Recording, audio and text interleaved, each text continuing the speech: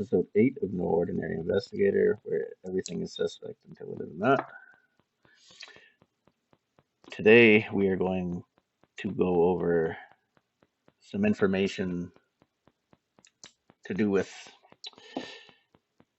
everything I've gone through after investigating the Benoit case and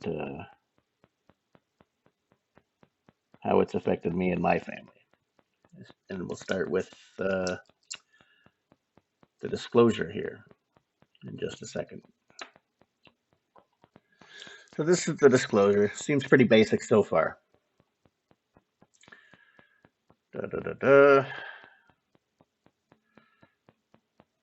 January 22nd, 2022, domestic, wife attacked caller.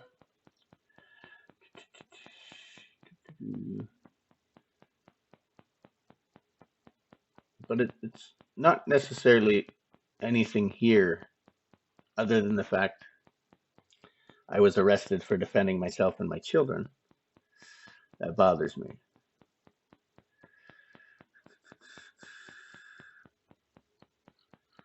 Let's see here. See, that's right here. Here's the first mistake. 5 verbal domestic occurrences. Right? So then we'll go down. That was Gladman, one of the arresting officers of that day. So then we'll go to Peters. See the date here. So that was the date that was reported. We'll check out this one. The date reported. It was a month, well, the first January 22nd there. So we'll go to this one, February 7th. So now we've been together for 4 years and only have 2 verbal domestic reports between the couple. But my wife has multiple with previous partners. Basically, she wanted to smoke weed in the bedroom, smacked my daughter. I pushed her out of the way because I felt the smack was unwarranted. For one, she had no diaper on. She's only 2 years old. And you have a whole apartment to smoke weed in. Why do you have to smoke it in that bedroom? But that's neither here nor there. It was her apartment. She then came at me with a shower rod. And then at some point picked up a vacuum. It fell apart. Then she came at me. Well, she reached for a sword. I stopped her. She was acting very, very irrational and unpredictable. At another time, she reaches for my daughter again, and I have to intervene. They say that I struck her in the face and then pinned her down with my forearm to the neck. Now, in the video, which I can't show on YouTube, unfortunately, there is a moment where she goes to bite me and I block it. That attempt to defend myself, they claim, was grounds for my arrest. But we'll get into that a little more in a bit.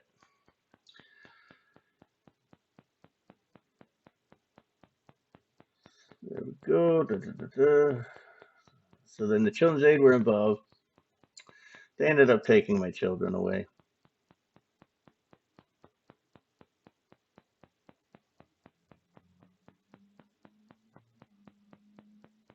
I have to go to court now to get them back. But, so yeah, victim said there's a history of domestic violence. Yes. Number of incidents again. They're saying there's 5 incidents, which we will get into the incidences shortly. Now, they say here we decline to partake. So everything they make up here is whatever they decide. So by doing this, your life is essentially in that police officer's hands. Because at the end of this, they decide by a rating your risk assessment.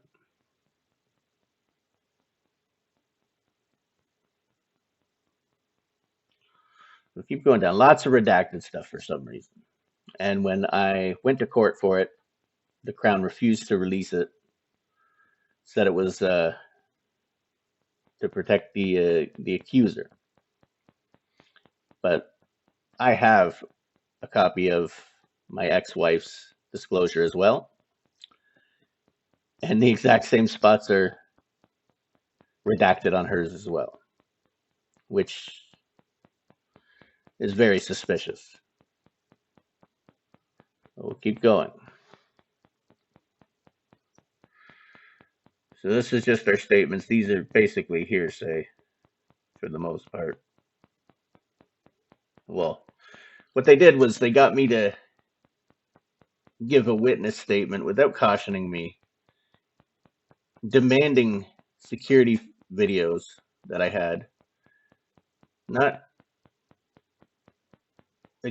asking for them, not cautioning me, saying, if you send these, then they can be used against you, or anything like that. They were all demanded after the threat of arresting us both, which essentially would have put my children in care. So to avoid having that happen, I showed them security footage, where they then deemed that my ex-wife was the one to arrest. Again, we'll get into that because somewhere along the lines that changed, but I do have this statement. Based on the video observed, I believe Guittard to be the aggressor in this domestic dispute. Muggers was attempting to protect his child, himself, and Guittard from further harm. Somewhere along the lines, the other officer convinced him that wasn't the case, but it is what it is. So we'll continue here.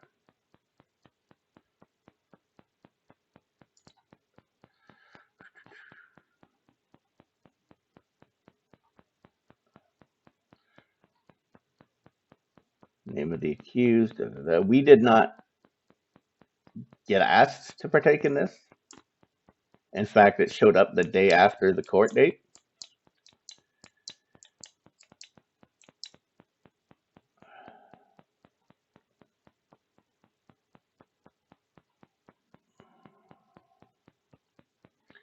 We'll keep going.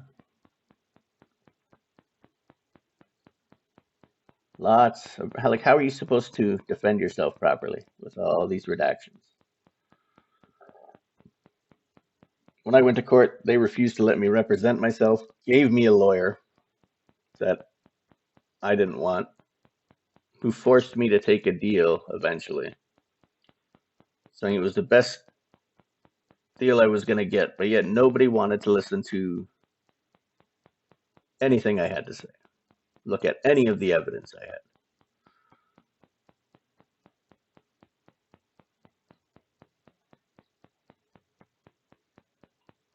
So here's where it gets interesting. So the occurrence,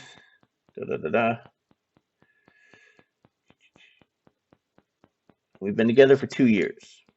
They reside at the address, blah, blah, blah. On Monday, October 26th, as I've mentioned in my Benoit episodes, that is also Sullivan's birthday. At approximately 2:50, neighbors could hear her arguing. Not here, her.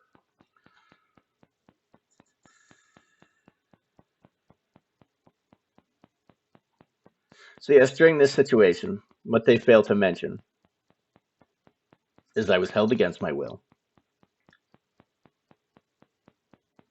scratched to shit in the hallway, spitting up blood,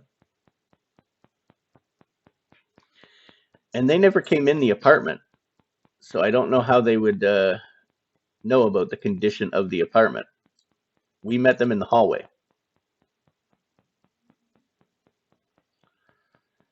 Well, we'll continue.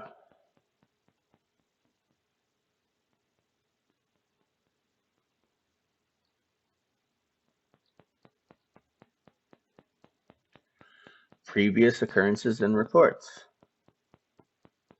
Again, October 26th at approximately 2:50. So it's the exact same complaint again. This time they blocked out the children's aid worker's name. So a lot of more redactions. Then again, October 26th.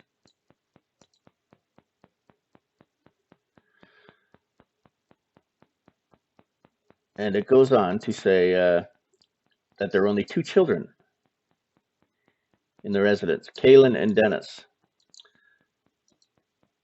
Up until my kids went into care, I only spent 1 day away from my daughter because she was at my grandma's, and it wasn't this day. Me and my daughter were pretty much inseparable. She had to sleep with Dad every night. So again, I know that's not right.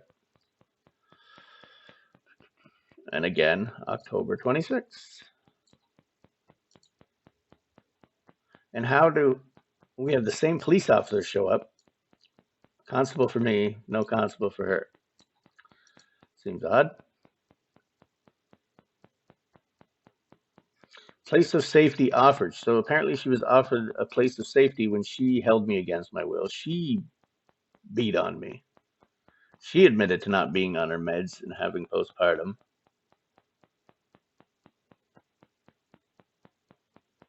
And they still decided it was best that I sleep in my car and leave the mother with the children.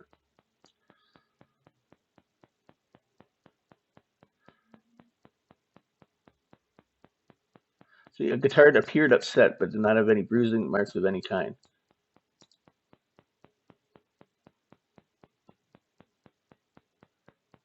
They asked if the boyfriend was inside the residence, then called over at Mugridge. Police spoke with them separately and learned the argument taking place between the two. So there they go. They asked if I was inside. Well, they would know if I was inside if they were inside the apartment. Either way, that's not what happened at all. They were told I was held against my will. She wouldn't let me leave when I tried to get away from the situation before it got any worse. They were told she hit me. But because she's a woman, it was ignored, unfortunately, which led to more situations later on. But we'll keep going here.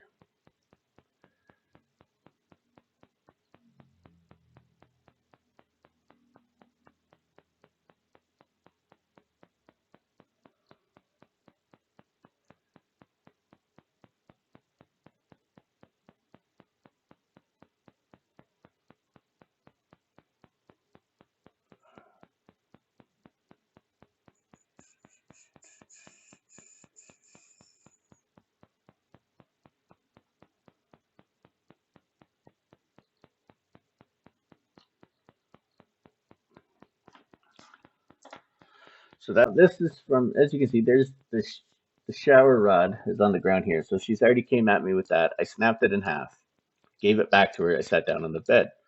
I'm trying to pack while she's freaking out.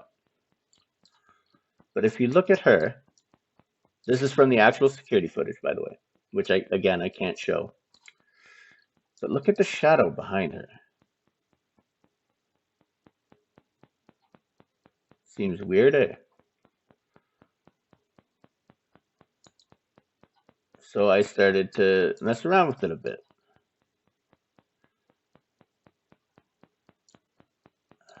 You can actually see facial features. Now, the thing is, if that was legitimately her shadow, you wouldn't see the facial features.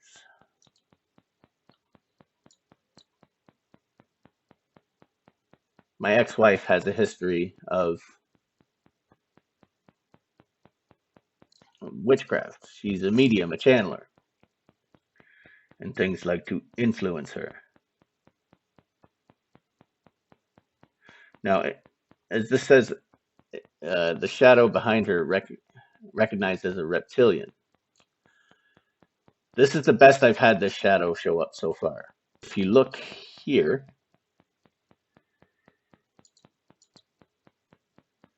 facial recognition picked it up as a lizard.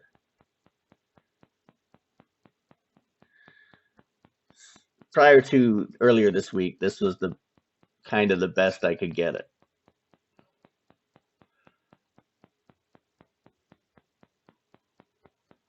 Also, she had signed her rights to the children over during that argument.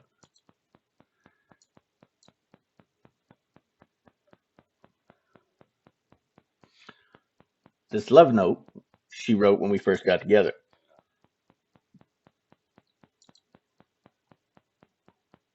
It says, Brittany. This one here she wrote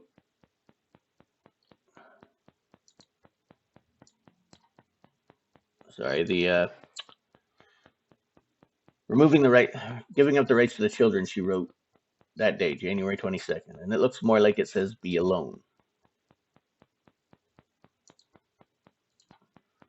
We will get into the supernatural stuff later on in another episode. For now, we're just going to stick to a majority of this. But here's, like I said, the disclosure from April now. Now we're going to look at it. Oh, look at that. All of a sudden, there is another date, September 10th, 2020, at approximately 2:50. Domestic in progress. Information indicating Mother Janice Guittard had an open line with her daughter, could hear arguing. Police arrived at the address, conducted a door knock, answered by Brittany. Appeared upset, did not have any swelling or bruising or marks. Look again, though, it's her arguing.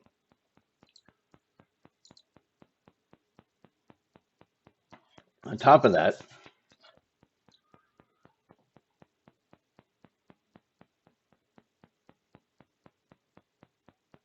"4 months, my son. My son was born June 26th, so he would have been 3 months.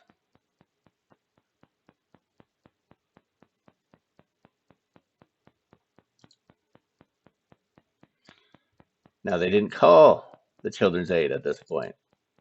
And, surprisingly, all of a sudden there was a constable there for it.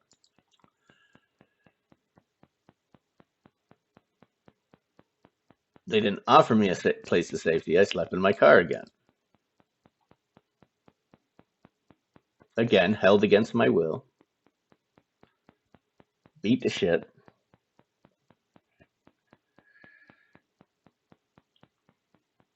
But the thing is, this legitimately was the first report.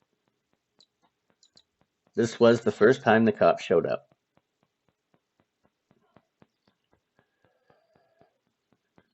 But we'll keep going. So it's funny how October 26th was on all of them, and now all of a sudden September 10th is there. With the same typos, same pretty much identical situation, same time even.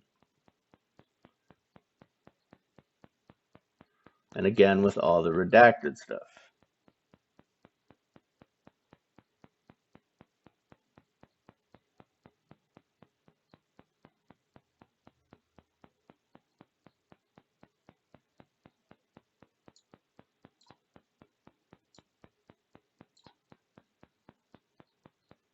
The interesting thing is,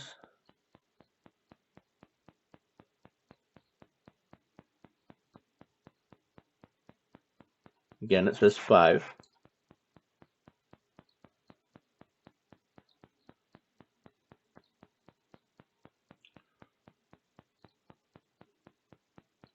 The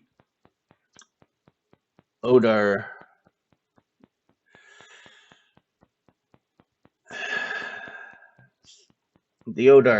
calculation was fabricated. We did not take part in that. Everything else is redacted.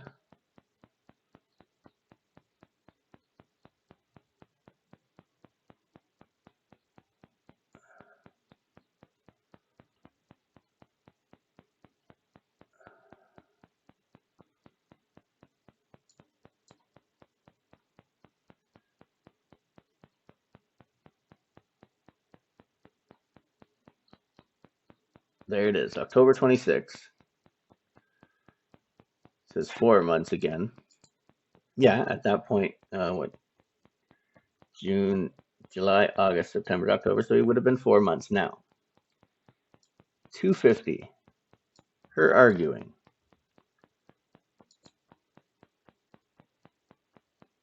Again, they did not come in the apartment, but sure. And apparently only Kaylin and Dennis were there, not Amara.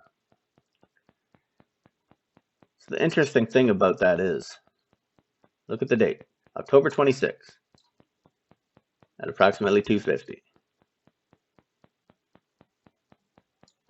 10th of September at approximately 2:50.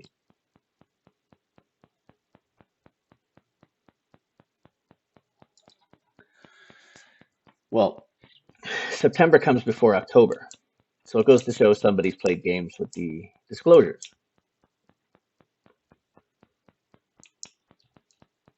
But now we'll get into, luckily, I keep records of everything. So we'll get into that now. See, lucky I keep records of everything, as when I started my spiritual journey, God says to do.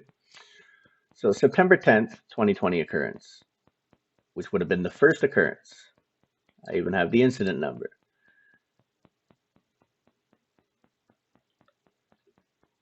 There are two things in the report I will say are accurate. One, the cops came. Two, they left the children with a woman who not only admitted to being not on her meds and having postpartum depression, but we live in a must-charge province where, when it comes to domestics, meaning even if you don't want to press charges on your partner, the police are obligated by law to do so. Her mother was aware of a 3-day-long episode, but still felt the need to call the cops on the 10th. The point was to establish a pattern of the police showing up and me sleeping in my car. The fact I was held against my will 2 times and pretty beat up, both the 10th and the 26th, were left out. September 10th was not in the disclosure. Every report is documented October 26th, the first one. 2:50 hours. Every incident in the disclosure was printed on the second month, which would be February 7th, 2022. Starts off with the January 22nd, 2022 redactions, and Guittard being the victim. Gladman says there are 5 domestic occurrences with our service and changes sword to a knife. He also changes his mind, claiming I went from protecting my daughter to I hit Brittany in the face when trying to restrain her. But if you watch the video, she tries to bite me when I put my hand up to block her. It was self-defense. Also, when I called 911, I mentioned being tired from struggling with her. I, at the time, was having problems with my lungs. My lungs would shut down when I walked, so any exertion on my part, and I could not breathe at all.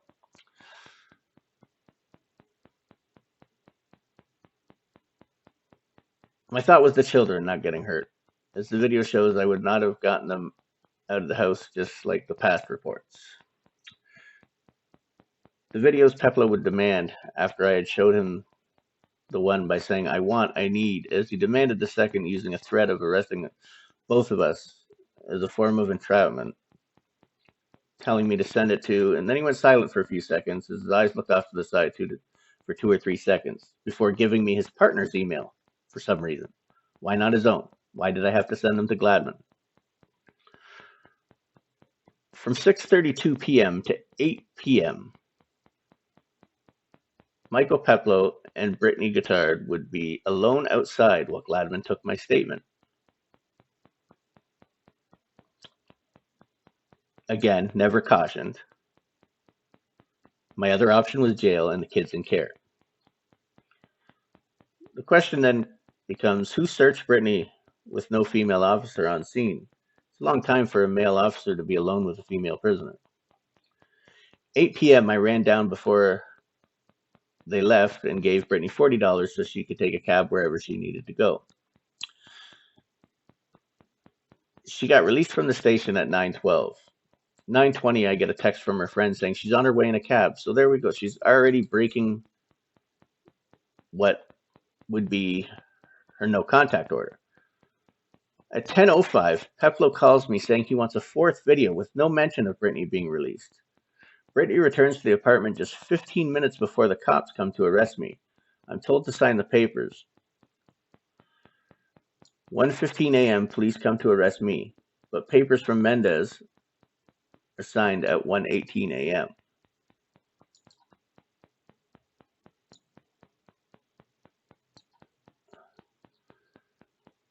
So, question then becomes, it takes approximately 7-8 minutes to get back to the station.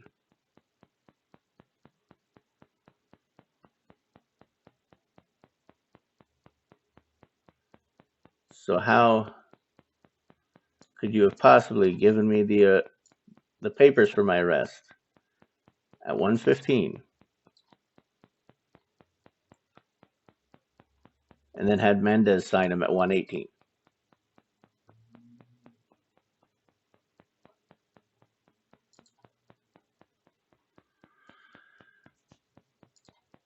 Seriously, Tuesday, September 8th. I hope you're not sleeping in your car. Anything, you can always come here right now and say anything need be. I'm getting kicked and scratched, making sure she doesn't hurt herself. That was at 8:32 on the 8th of September. Wednesday, September 9th. Everything is all good now. I forgot to say thank you with everything that was going on last night. It's not as good, but not hectic. As you can see, I've got scratches there. And the date matches. Now, we'll go here. September 9th. Thank you for helping Brittany last night. I really hope you guys can work this out. So that's the September 10th. It lines up with September 10th. So there's the original incident number. On the 10th, 6:54, I had to take the day off work.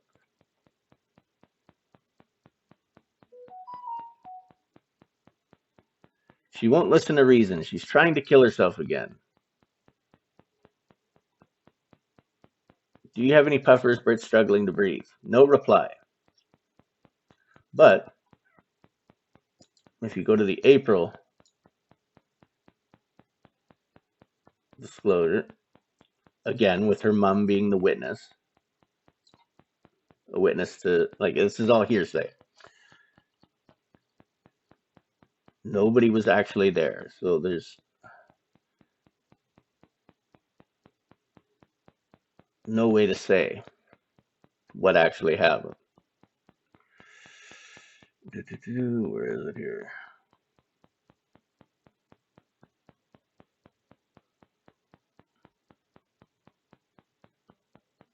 Brittany thought she was going to die last night, and I believe that.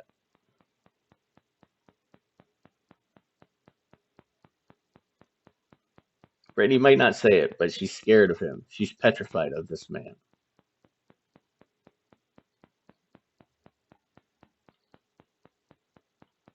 Also, not my phone number.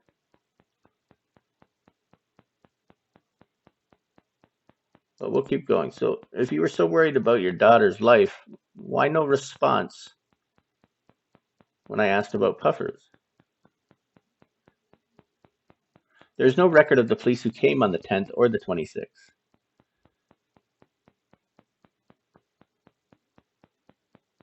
And like I said, it did not show up in the disclosure till the April 4th disclosure.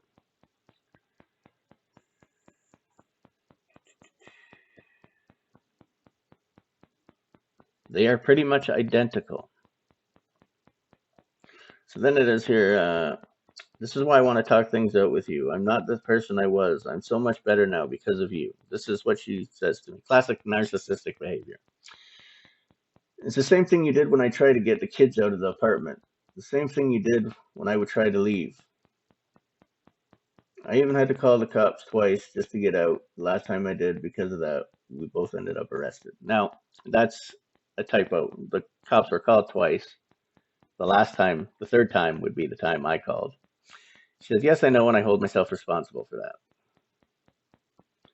So there she's admitting in these two situations, the 29th or the 26th and the 10th, that she held me against my will. The invisible victim.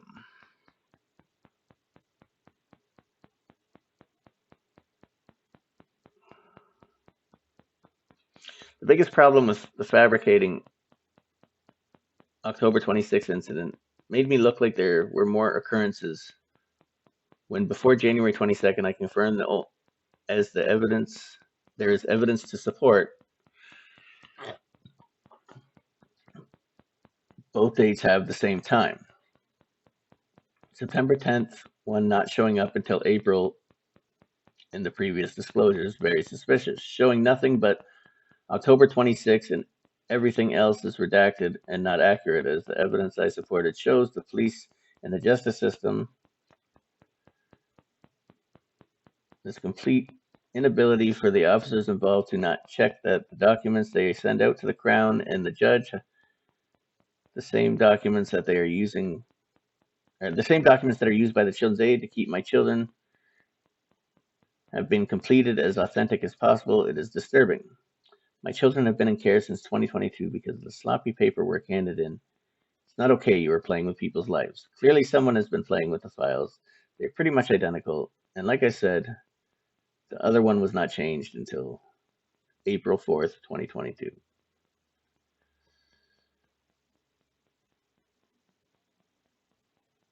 And again, we'll show them. We've been together for approximately 2 years, 4 months old.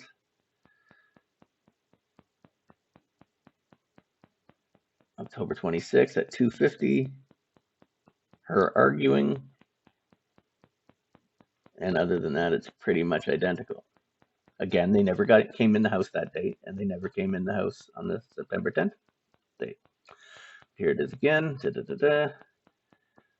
4 months. 2:50. Her arguing.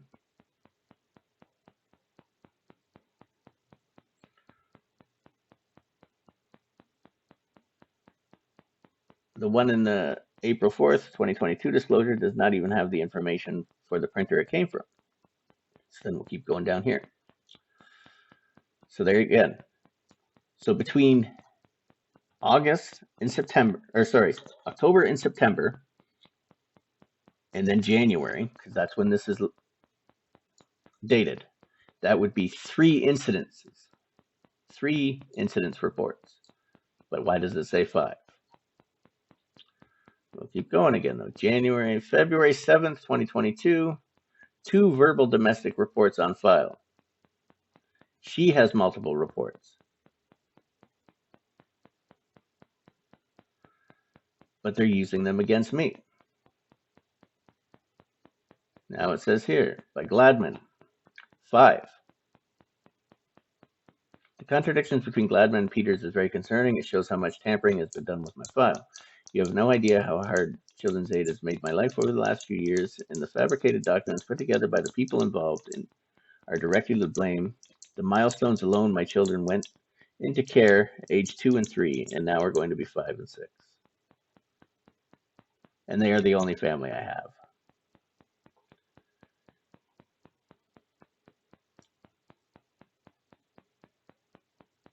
And that is my experience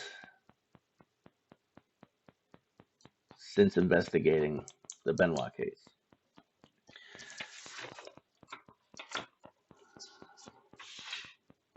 It goes to show you how screwed up everything is. How the system's failing everyone. My rights were violated. I wasn't allowed to defend myself. I got arrested for that. Wasn't allowed to represent myself. They claimed it would be intimidating the witness.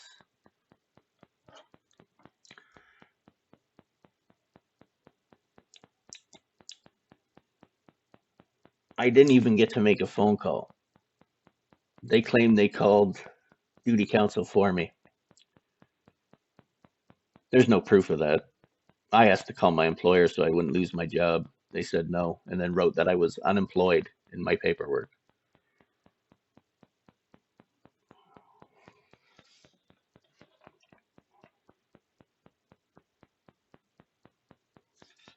Had they done their job during the first two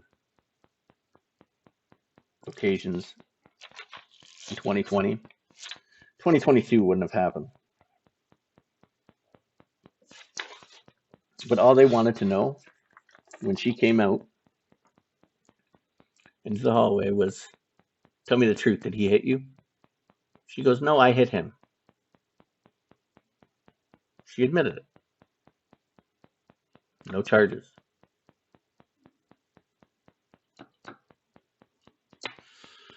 The interesting thing is,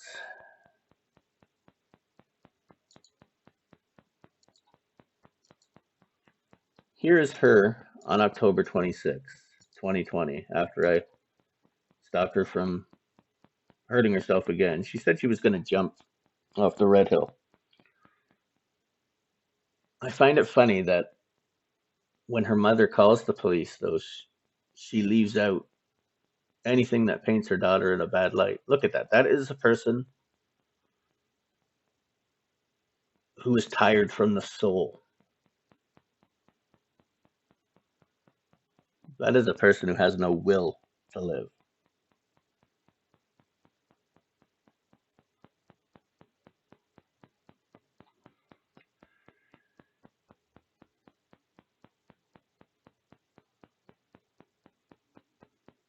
So even here, my grandma trying to get me to come there.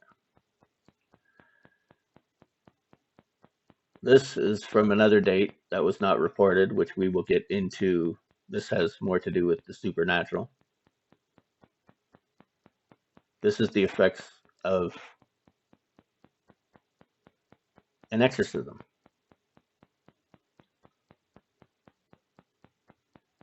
Seven days after performing an exorcism on her mother,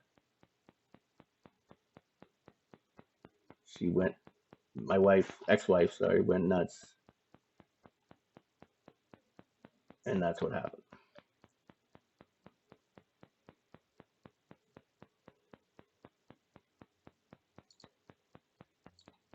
April 4th, this is what I was charged with. No proof I did it. Just a simple picture.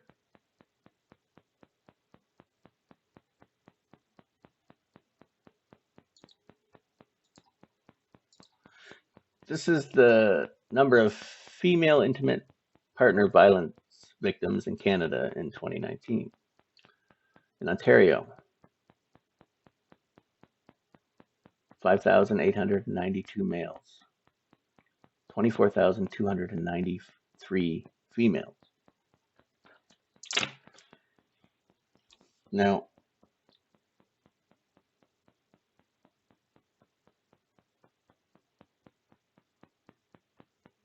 from 2019 to 2023,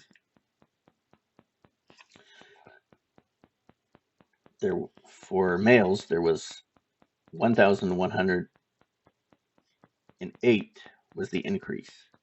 And for females, it was 707, showing female aggression from 2019 to 2023.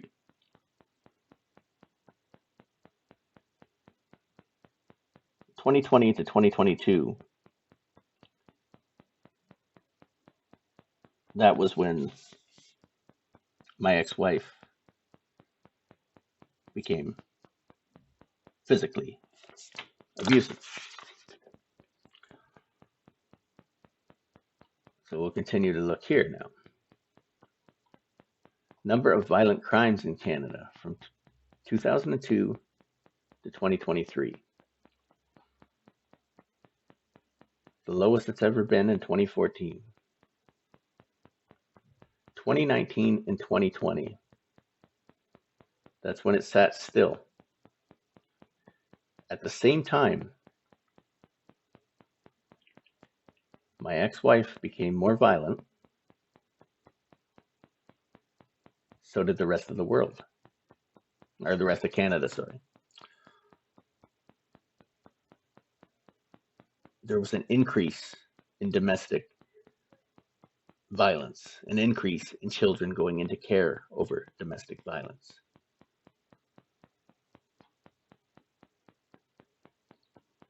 Which brings me to this. God hates violence.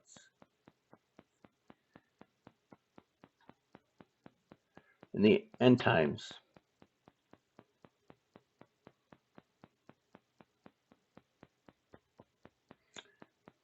people will be lovers of self, lovers of money, proud, arrogant, abusive, disobedient to their parents, ungrateful, unholy, unheartless, unpeaceable, slanderous, without self-control, brutal, not loving God, treacherous, reckless, swollen with conceit, lovers of pleasure rather than lovers of God, having the appearance of godliness but denying its power.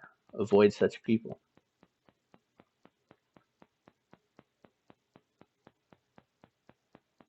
Now, I am going to do another story about supernatural events and stuff, which has to do with a lot of this. But for now, I'm going to end this video with just this little clip. So, one of my gifts is trapping evil spirits in order to protect my children, especially with what my ex-wife was into, which we will get into, and it's shocking to say the least. And it's not the first time it's happened. It's not the first time that a particular demon has caused a family to be separated.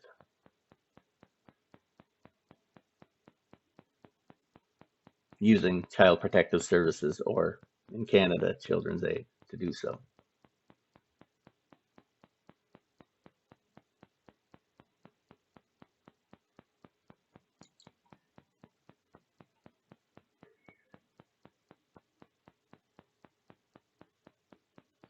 There's a soul in the blade. Sigils are not strong enough for what I am trying to destroy, which I've mentioned in my Benoit episodes. Another thing I would like to mention from the Benoit episodes is, in my disclosures, it's the exact same thing. Chris had no witnesses. All the witnesses were against him, and all they did was shit talk him.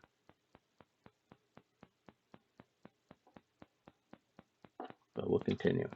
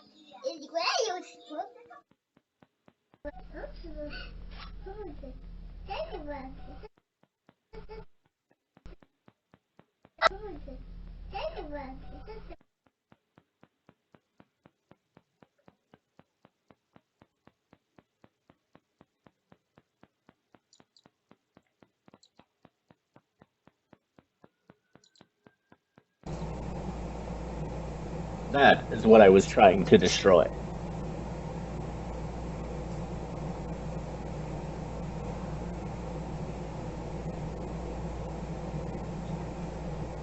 And if you listen closely, you'll even hear him say the name of a stone I bought. Agerine.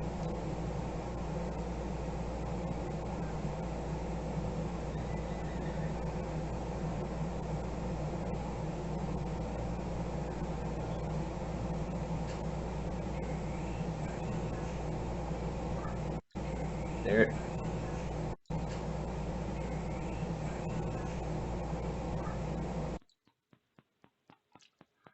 that is what happens when you practice dark magic and let demons into your home.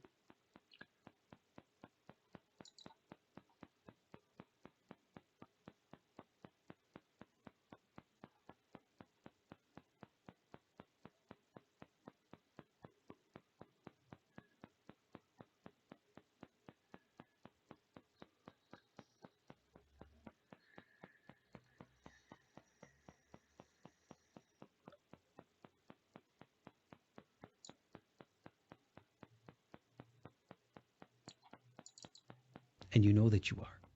So that communication, insofar as the devil is concerned, insofar as the cause of that knowledge is concerned, is not helping the individual. So why did this particular individual reach out to you for help then?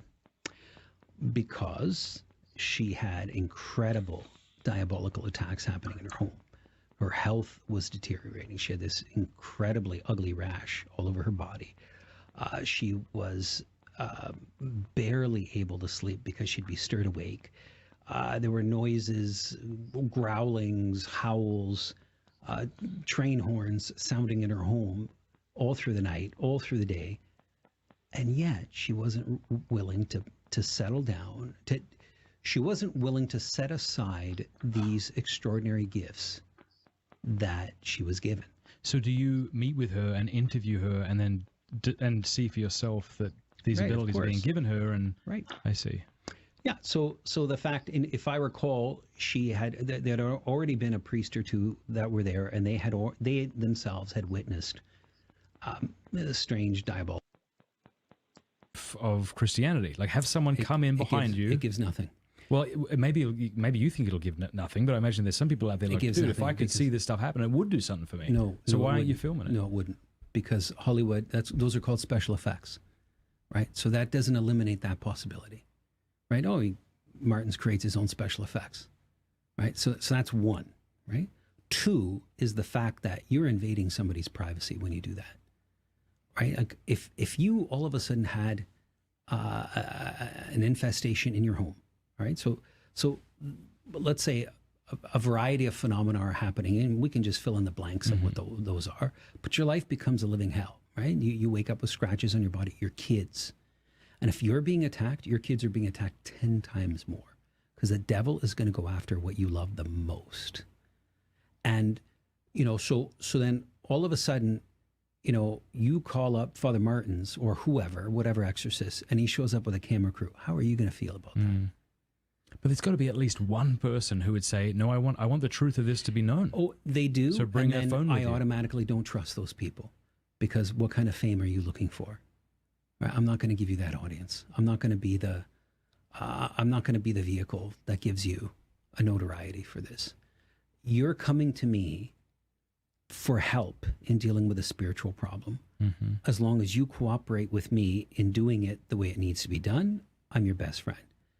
As soon as it veers from that, hey, sorry it didn't work out. God bless you. Here it is here. Exorcisms of Latoya Amons. Now, this case, the police confirmed it. The Child Protective Services confirmed it.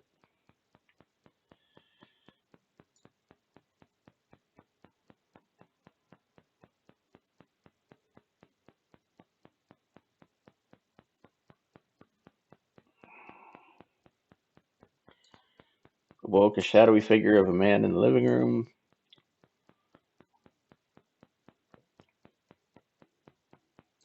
We need help. We need to talk to somebody who knows how to deal with it. But who do you call, right? That's the thing. The churches don't want to help. You're recommended to clean your home, first of all, because demons like clutter. Absolutely. And that's why that house was a mess. I could clean it,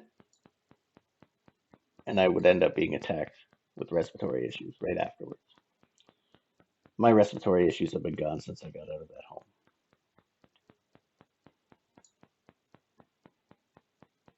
So they reached out to 2 clairvoyants.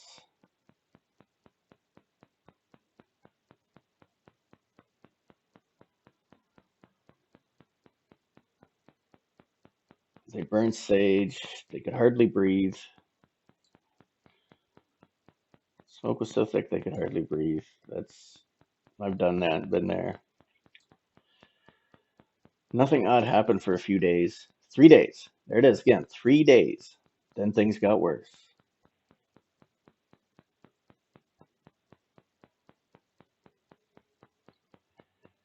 So the demons couldn't affect her because she was born with protection from evil. Others like her have a guardian who protects them. It's true. She felt weak, lightheaded. The doctors, of course, when forced to take a mental evaluation by the society or Child Protective Services, the doctor paid by them would go on to say, history of ghost at home and delusional. And like I said, chaos erupted.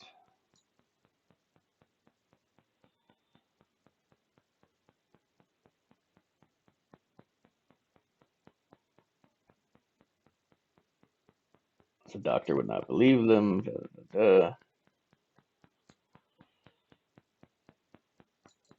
One told her she and her children were cried because they didn't want to be separated. We'd already been through so much, fought so hard for our lives, and we were beating it, whatever we were fighting. And they separated us. It must be scared of me.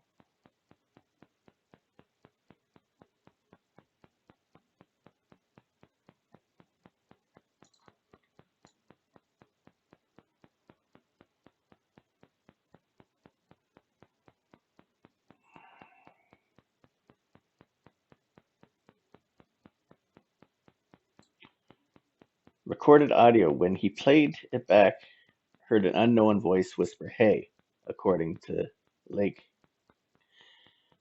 Country Police records. Okay, so we're going to check something else here. When I performed the removal of a jinn on my ex-wife, sorry,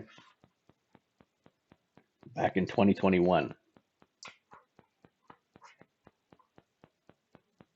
this is what the video was deleted, unfortunately, but this is what I heard.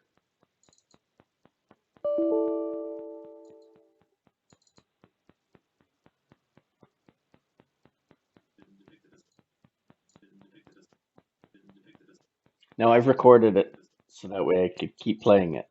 That way you can hear it a little better. I did a screen recording, so we're gonna open it with VLC.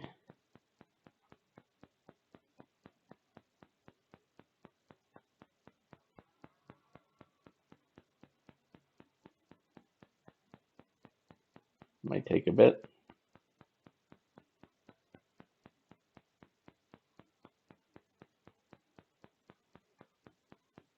And we're going to slow it down.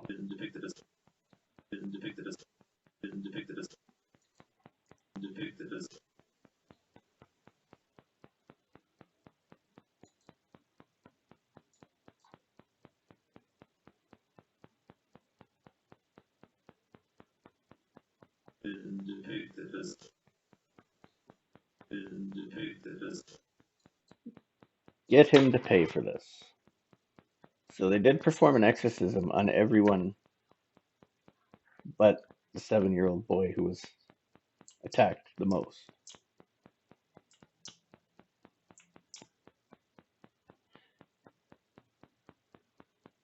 A name has power. She and her friend looked up the demons' names. Demons represented the problems they were having. They found names that fit. Beelzebub was one, Lord of the Flies. She also found names of demons that torture and hurt kids.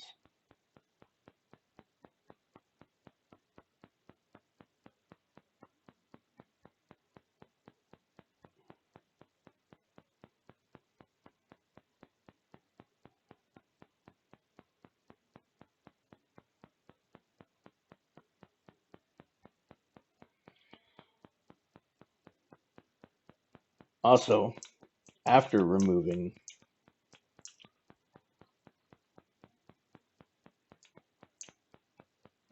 the demons, or performing the exorcism, sorry,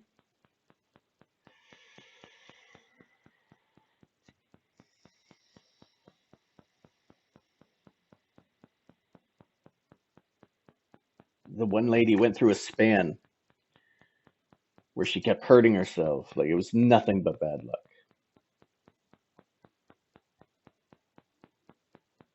Zach Baggins from Ghost Stories bought the house and tore it down later on. But the sad part is, and like I said, we'll get into this more another day. I just want to add this to the end so it's there. Here it is here. Despite all the claims, a lot of professionals thought otherwise. Experts who dealt with Aman's family, including psychologists and social workers, believe the kids, especially, I don't know how to pronounce that name, but basically the youngest son had psychological trauma instead of actual demons. Some reports suggested he would act possessed when challenged, hinting at a coping mechanism to handle the stress his family was under. In 2012, after going through several exorcisms and plenty of media attention, the family decided to move to Indianapolis, hoping for a fresh start. They were desperate to leave the horrid nightmares. While the new place offered a physical break from everything that transpired, the emotional scars were not about to leave them anytime soon. Now, he was the only one who didn't get an exorcism.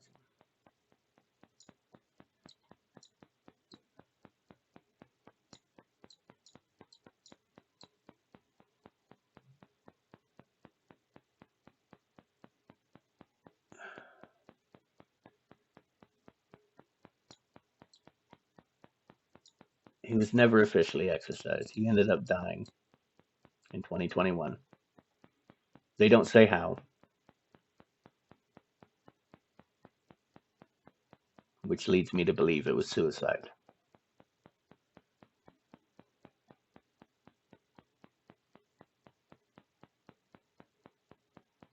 Which brings me to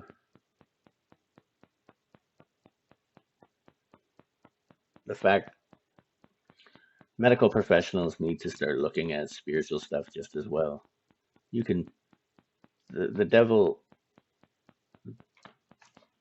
biggest deceit the devil ever had was that he didn't exist.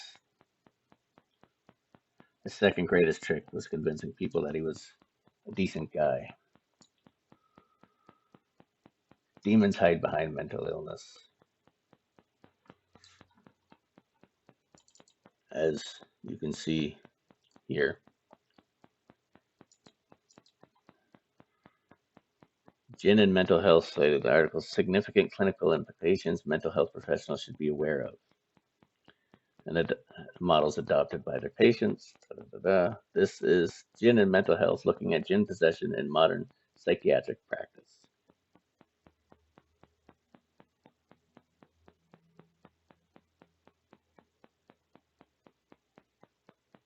It's not just the person who's being affected by the spirit you have to worry about.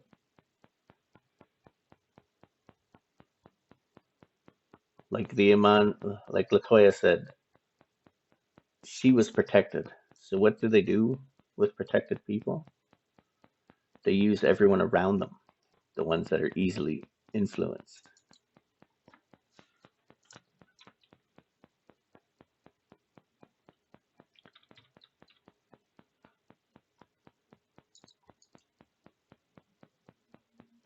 This is why my kids went into care.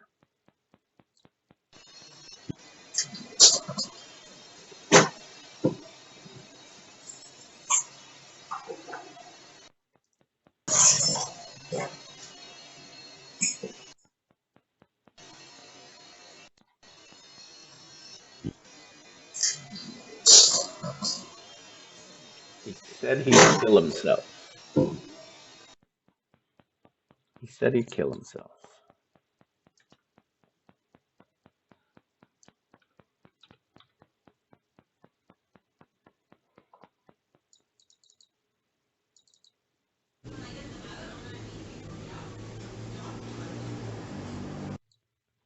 When I get them out, I'm going to need you to adopt them out. That took place at May 30th, 2021.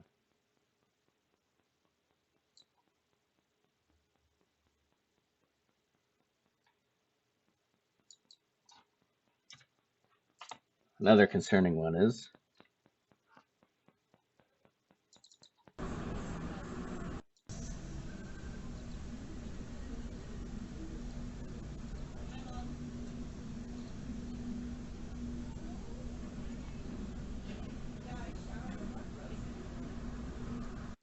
hi, Mom. Yeah, I showered at Marco's. Now, the reason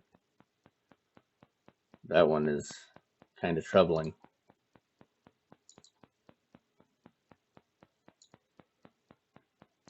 It could just be a coincidence. Oh, there it is there.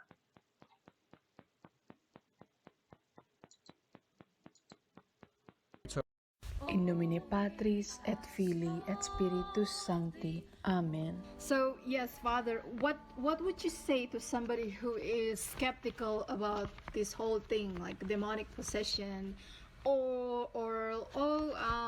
I think everybody believes that God exists today, and nobody is doing witchcraft, nobody is asking Satan's help to do something in their lives. So what would you say to somebody who is super skeptical about this thing? From the 17th century French poet Charles Pierre Baudelaire, where he writes, "The devil's cleverest ruse is to convince people that he does not exist." The devil would prefer that we believe that he not exist. That way he can work in the shadows and sow his deception all around us. You know what's interesting? The devil is not an atheist. Just think about that for a moment. Yes. The devil is not an atheist. The devil knows that God exists. Think of his line again to Eve in the garden in the book of Genesis, where he says, "Did God really tell you?" So the devil acknowledges that God exists, but he wants us to live as if God did not exist. So Yeah. see, he's not an atheist. So there are a lot of people today who are skeptical, but I would say that faith and science should not be at odds with one another. It's not a question of God or science. It should be God and science, recognizing that God has created everything. We think of those first 10 words in the book of Genesis. In the beginning, God created the heavens and the earth. In that one moment, God created time. So in the beginning, God created space, the heavens, and God created matter. He created the earth. So God gave us time, space, and matter in those very first 10 words in the Bible. So again, it's important for us not to say that it has to be science or God. I think that it has to be both. Has to be both. And I lied. I still have a few things I want to add. So there's this. This is a bail request denied and issues with disclosure ignored. That's how the law works, though.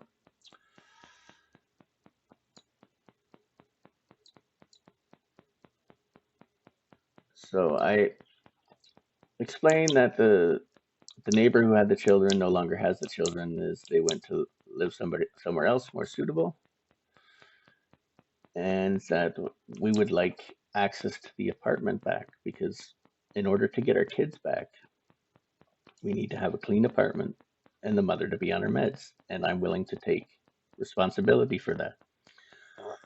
I'm willing to pick up her meds, make sure she takes them, make sure she never runs out, and so on and so on. And I state that the issue won't happen again with these precautions put in place. So with this request submitted, granted, Brittany's mental condition in many ways would be helped.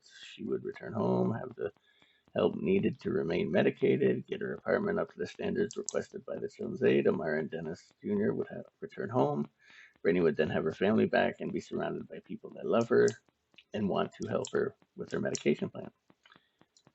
I can say without a doubt, this plan set in motion, the conditions mentioned changed as requested. Our family can not only be put back together, but heal from this devastating situation, coming out even stronger, and will have no future incidents like or similar to this one in the future. So I handed that in on April 9th, 2022.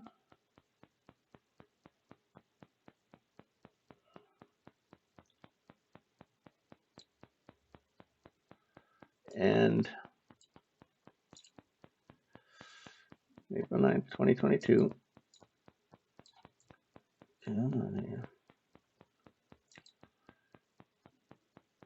So that's been forwarded to the Crown for review. And that was April 12th. Still haven't heard anything in regards to the decision by the Crown. Was just wondering if there was a problem with my paperwork or anything like that.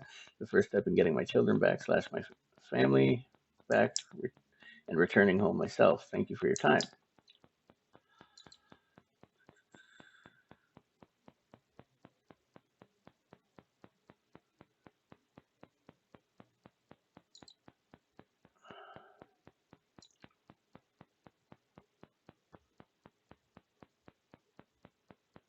Unfortunately, there is no update as of yet.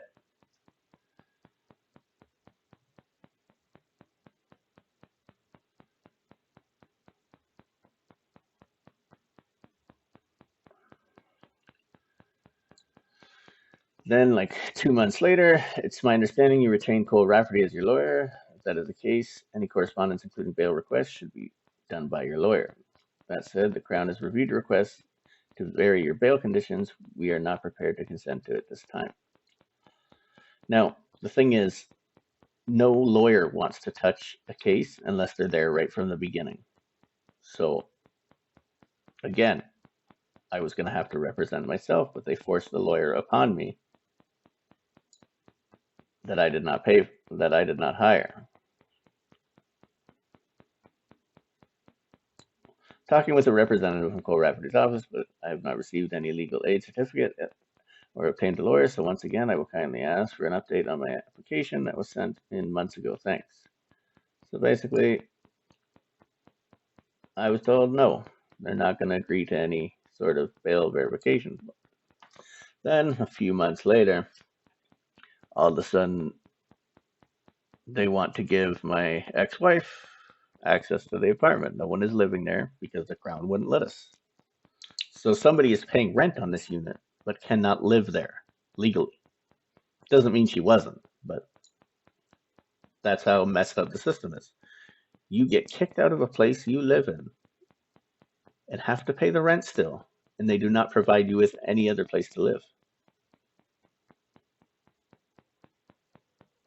And one of the conditions in getting your children back is having a home.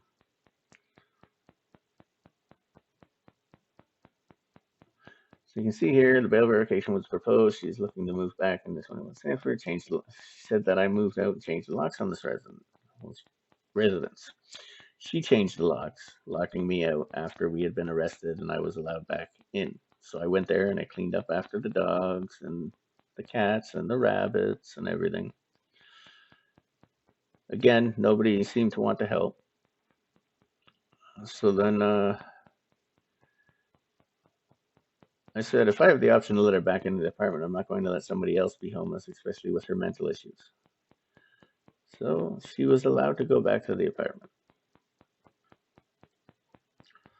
And I remained homeless for about 2 years.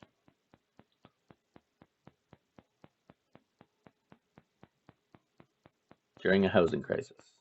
Now, when I made complaints to Internal Affairs, basically, they told me that they understand how extremely upsetting it is for me in this written letter. They tend to minimize my impact, or based on the information provided and without your providing the disclosure to our office, which they never asked for. When you file a claim, they say they will send you a letter in the mail or call you if they need any other information. The fairness of all parties. You only have 6 months from the time the incident ensues. For reasons noted above, the complaint director determined that it's not public interest. Of course it wouldn't be. It's just the police protecting the police. Just like the Catholic churches protect the Catholic priests, the Children's Aid protects the Children's Aid. It's all the same. So who do you go to when nobody in the law will even help you? I went to the Crown. They ignored everything. They failed to give me all the information needed to properly defend myself.